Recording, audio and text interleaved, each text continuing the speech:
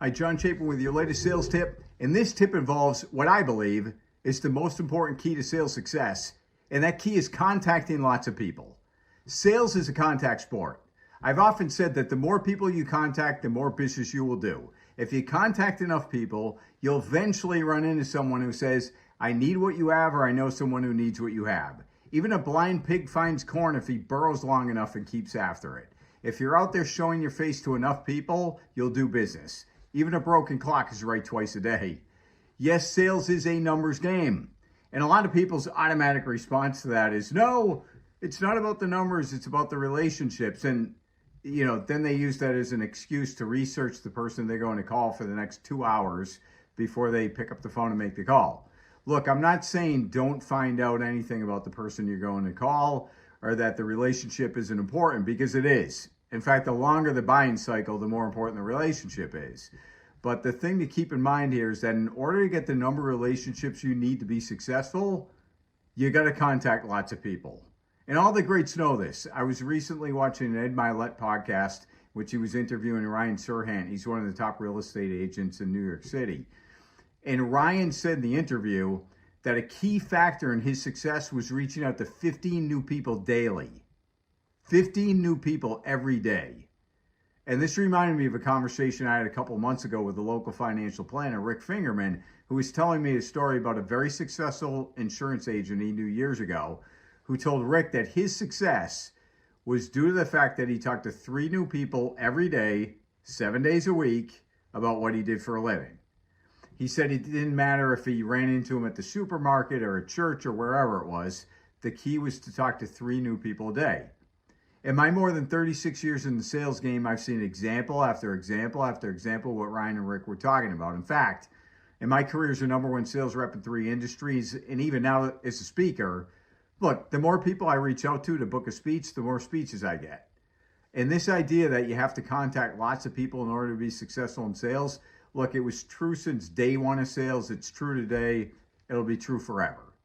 Another example of this is all the way back in 1940 when a gentleman by the name of Albert Gray wrote The Common Denominator of Success. He worked for Prudential Insurance, where he's in charge of supervising some life insurance agents. In that role, he thought it'd be helpful to determine the success and the failure, the reason for the success or failure of the different agents.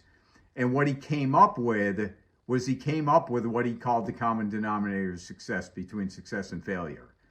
And what that came down to is the fact that every individual who had been successful formed the habit of doing the things that failures didn't like to do. And what were those things? Simple. The same things the successful agents didn't like to do, but they got themselves to do them anyway. Specifically, related to the life insurance agents in a nutshell, he found that they didn't like calling on strangers and talking to them about something that the strangers didn't want to talk about, which of course was the fact that they might die unexpectedly, so they better have life insurance. But this really boils down to not wanting to talk to strangers in general because they didn't want to face rejection, and making those calls is just all the way around hard work. Those who failed gave into this dislike and avoided making the calls, while the successful agents were able to push through this and make the calls necessary for success. More recently, I was reading an article about billionaire John Paul DeJoria. He's the co-founder of 2 multi-billion-dollar companies, a couple you've probably heard of. One of them is Paul Mitchell, the hair brand. The other one is a tequila company, Patron Spirits. And to summarize the article, he talked about all the rejection he faced as a kid selling encyclopedias and shampoo door to door, then the rejection he faced later in life building the 2 companies. And he said that dealing with rejection is a tough but necessary skill, and if you want to be successful, in order to make it, you need to deal with that rejection so you can knock on enough doors so you get enough people to listen to you. And all these examples, the key was to talk to lots of new people about who you are and what you do. And somewhat related, there's a popular saying out there, if you build a better mousetrap, the world will beat a path to your door. And while it's technically correct, it's missing something. People wouldn't beat a path to your door unless they know you have the better mousetrap, and they don't. So you have to contact lots of people and let them know about the mousetrap. Another saying is that people need to know, like, and trust you before they'll do business with you. This is true, but it's really the first part that's more important with a slight twist. People need to know of you and what you do. They need to know what you do for a living and that you're out there.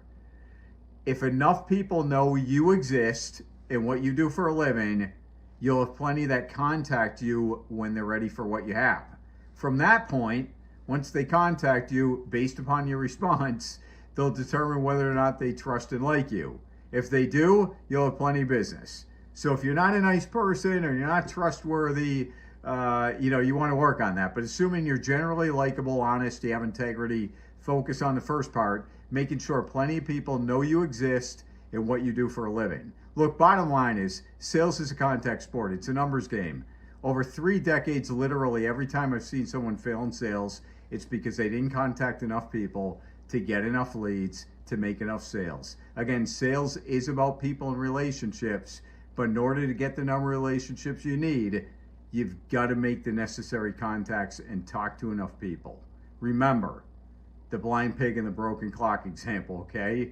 Now go contact some people, let them know you're on planet Earth and how you might be able to help them. Thanks for watching. For more information, go to CompleteSelling.com. If you like this video, do me a favor, hit subscribe if you haven't already, and I'll see you on the next video.